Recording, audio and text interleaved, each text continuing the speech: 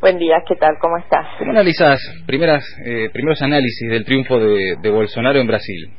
Bueno, lo primero es que obviamente estoy consternada, ¿no? Como creo que estamos la mayoría en Argentina. Probablemente Macri esté celebrando, ¿no? Porque Bolsonaro va a ser, como es Macri, un agente de la desintegración regional, ¿no? Ya no habrá unidad regional posible, estarán nuestros países completamente sometidos a los intereses y a los mandatos de Estados Unidos y de la Unión Europea. Como dice Jorge Alemán, Macri es un Bolsonaro inhibido. Ajá. ¿En qué sentido, Alicia? Bueno, la visión de Jorge Alemán son dos personas que piensan parecido, pero Bolsonaro lo dice y Macri no. Es decir, tienen distintos consejos dados por su marketing, por el marketing político que han contratado. Hay una nota de Atilio Borón, es muy extensa, yo no la puedo repetir o citar en este momento, pero explica, él estaba en el aeropuerto de Brasil el día antes y habla de la pasión con la que los empleados más pobres del aeropuerto, los de limpieza, etcétera, estaban diciendo mañana es un gran día porque va a llegar el gigante, ¿no? Y él, obviamente Atilio Borón, el sociólogo, estaba muy sorprendido con estas declaraciones, pero fingiendo ser un turista normal y no un analista político, les preguntó por qué y ellos decían, bueno, es el gigante que va a terminar con todos los ladrones. Es decir, ha habido una formidable campaña política usando la presunta corrupción como la principal muletilla, ya como un slogan, porque salieron más de 40 millones de brasileros de la pobreza con Lula, o sea, no hay una razón objetiva en la vida de cada uno, pero fue usado, y es como es usado en la Argentina y como es usado en Ecuador, fue usado por las derechas para llegar al poder. Pero no nos olvidemos también que no les fue fácil llegar al poder. Tuvieron que hacer un golpe parlamentario para destituir a Dilma sin ninguna razón y sin ninguna legalidad, y tuvieron que meter preso a Lula sin ninguna razón, sin ninguna legalidad y con una sentencia que realmente es una burla y anula el Estado de Derecho, con un juez que dijo no tengo pruebas pero tengo convicciones, ¿no? De que Lula tenía un departamento mal habido. Ahora también hay una... Sí, lo escucho. No, que digo, también es curioso, digo, todos suponemos que con Lula en libertad ganaba Lula. Ahora, sin duda, con Lula preso gana un personaje absolutamente distinto, opuesto, diametralmente opuesto como Bolsonaro. ¿Cómo se explica semejante variación entre lo que podría haber sido un resultado y el que terminó siendo? Bueno, porque no todos los votos se traspasan. Existe también el liderazgo, existe la personalidad. La personalidad de Lula obviamente hubiera zanjado esa diferencia, y creo, no soy quien para decir lo que tendría que hacer el PT, pero creo que le dieron muy poco tiempo a Haddad. No es que Haddad no creció, Haddad creció del 5% al porcentaje que alcanzó, pero fue postulado con muy poco tiempo de anticipación. Las campañas hay que prepararlas, ¿no? Eso digo, es también una lección para Argentina. Todas son lecciones para Argentina, ¿no? Pero además de los 89 millones de personas que estaban habilitados para votar, no votó la mayoría de esas 57 millones lo votaron. Pero hay 7 millones de votos nulos y hay 3 millones de votos blancos, o sea, hay 10 millones de votos que se perdieron. Yo lo de los votos tantos votos nulos no entiendo cómo puede haber ocurrido. Seguramente otras personas que estén analizándolo desde el punto de vista técnico podrán explicarlo. Pero bueno, hubieron 47 millones que votaron a Haddad y hubieron 57 millones de personas que votaron a Bolsonaro, pero hubieron 10 millones de personas cuyos votos quedaron anulados y muchos millones de personas que no votaron, ¿no? O sea, no alcanzó ninguno de los dos a llamar a todos esos indecisos. Y esto, yo creo, mire, yo creo que la política tiene que cambiar de forma, ¿no? Creo que la política tiene que cambiar de forma porque frente a la manipulación que se puede hacer por las redes, ¿no? Big Data que permite no solo auscultar, sino también manipular emociones y tendencias, ¿no? Y luego personalizarlas, o sea, por WhatsApp, que es lo que más se usó en esta campaña. Sí.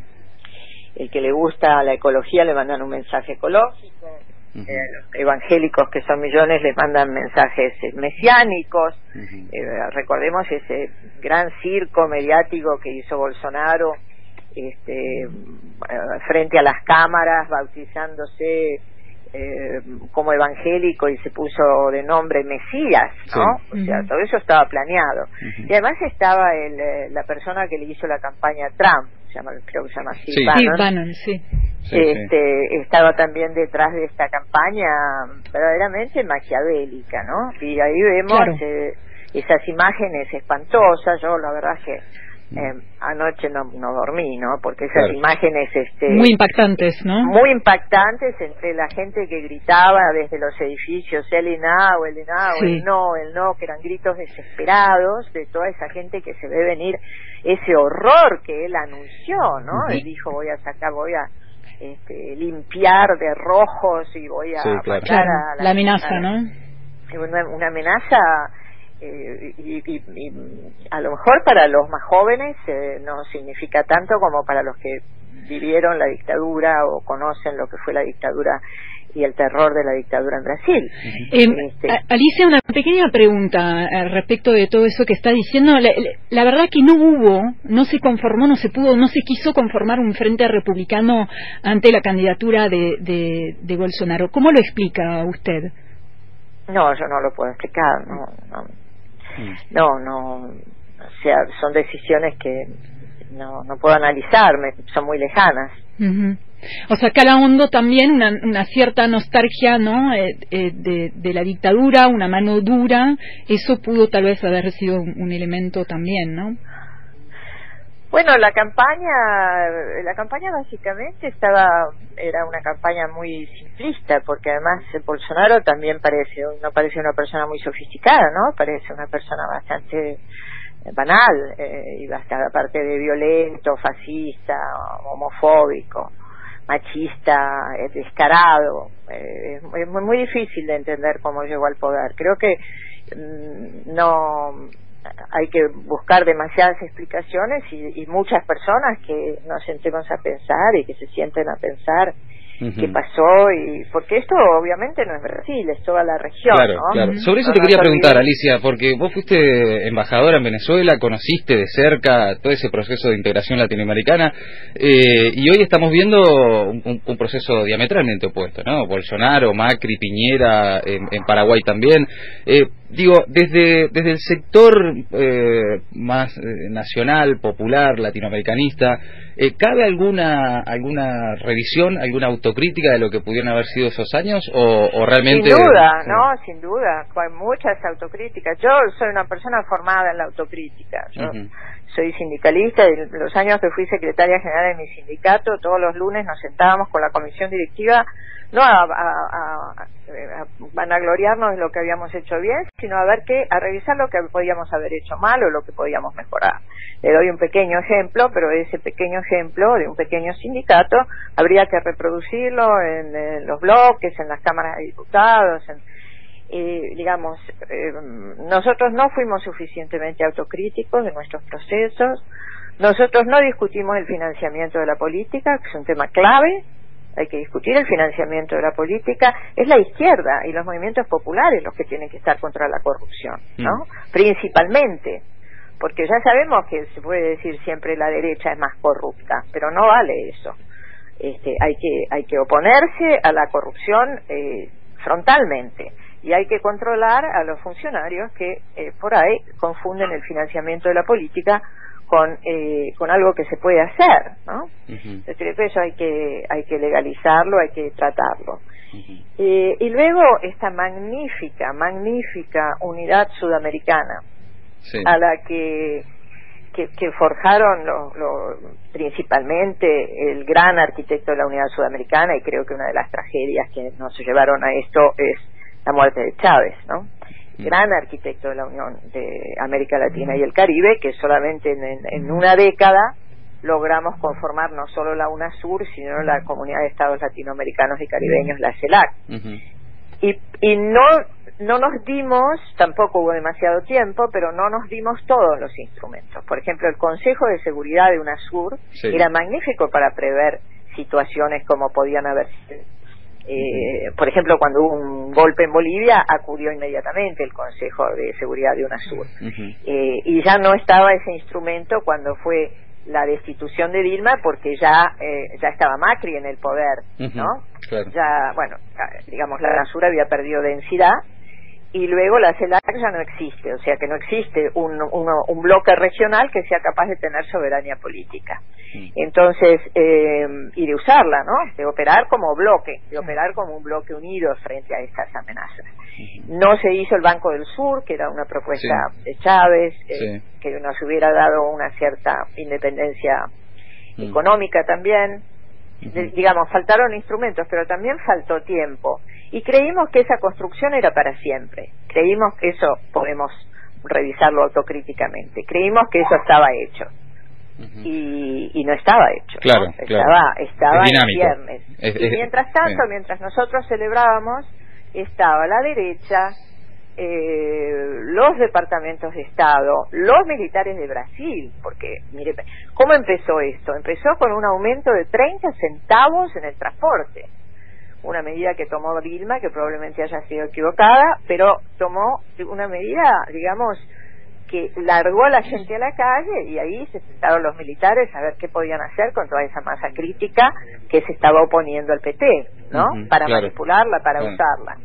Ahora, cuando uno ve esas postales contrapuestas anoche, de esos edificios de donde salían esos gritos prácticamente ahogados, ¿no? De gente que además está amenazada de que le van a ir a la cárcel, que le van a pegar. Ya ha habido ayer mucha violencia. Y esos carros con militares que pasaban por el medio del río, ¿no? Por donde normalmente pasan la música, el carnaval, pasaban esos carros militares con gente haciendo gestos de violencia, de un machismo inusitado. Y lo que obviamente nos da terror es que eso pueda llegar a la Argentina. Bueno, vos crees que no, Alicia, porque ahí hay una gran pregunta. Estamos hablando con Alicia Castro, ex embajadora en Venezuela, en el Reino Unido. La pregunta ahora es si ese discurso fascista puede prender en la Argentina, sobre todo pensando que el año que viene hay elecciones. No, ¿sabe por qué no? Bueno, repito, para los que no nos hayan escuchado, esta frase del escritor y analista político y psicoanalista Jorge Alemán, que dice que Macri es como Bolsonaro pero inhibido, ¿no? Digamos, es fascista pero no dice lo que piensa. En la Argentina tenemos gestos de fascismo explícito, ¿no? Y yo creo que no estamos ya en un estado de derecho, creo que estamos en un estado de excepción, porque cuando vemos lo que han hecho en las movilizaciones, cómo persiguen a la gente, cómo infiltran personas en la policía, para cuánto hace que nosotros no teníamos un paisaje de represión en la Argentina, ¿no? Recordemos que en la época de Cristina había manifestaciones de la oposición donde decían de todo de Cristina, tenían imágenes espantosas, y jamás hubo represión, jamás hubo una persona reprimida. Entonces, evidentemente hay un estado creciente de violencia y de xenofobia y de fascismo. Y después tenemos mini Bolsonaros como gente con aspiración de Bolsonaro, ¿no? Si uno ve la foto de Pichetto diciendo que tenemos muy laxo la política migratoria, estos tipos no han leído ni el preámbulo de la Constitución, ¿no? Que dice para nosotros, para nuestros descendientes y para todos los hombres y mujeres, agregó, que quieran habitar el suelo argentino. Pero ¿por qué no va a haber un Bolsonaro en la Argentina? ¿Por qué no?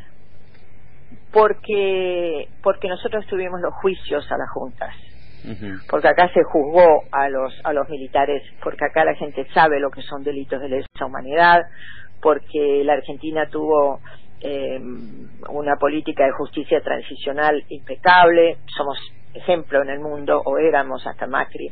Entonces eso no sucedió en Argentina, en Brasil, no se juzgó a los militares que torturaron en la dictadura. Ya sabemos que Bolsonaro se lamenta que solamente hayan torturado y no hayan matado, ¿no? Pero eso va a ser una diferencia con Argentina. Pero sí creo que nosotros tenemos que repensar la política, hay que barajar y dar de nuevo. Yo creo desde hace muchos años que hay que hacer una nueva constitución. En el año 2002 ya presenté un proyecto cuando era diputada para hacer una nueva constitución, y no me refiero a una constitución pergeñada en un palacio de cristal o una rosca política como fue el Pacto de Olivos. Me refiero a una constitución donde la gente participe, la gente más pobre, la clase media, los otros, las mujeres, los jóvenes, los adultos mayores, la gente del campo, todos, el país puesto a resolver un nuevo sistema de normas, porque las que tenemos no nos alcanzan para asegurar una democracia participativa y no nos alcanzan para asegurar el Estado de Derecho. Está claro. Alicia, ha sido un placer, muchísimas gracias por tu tiempo y por este análisis.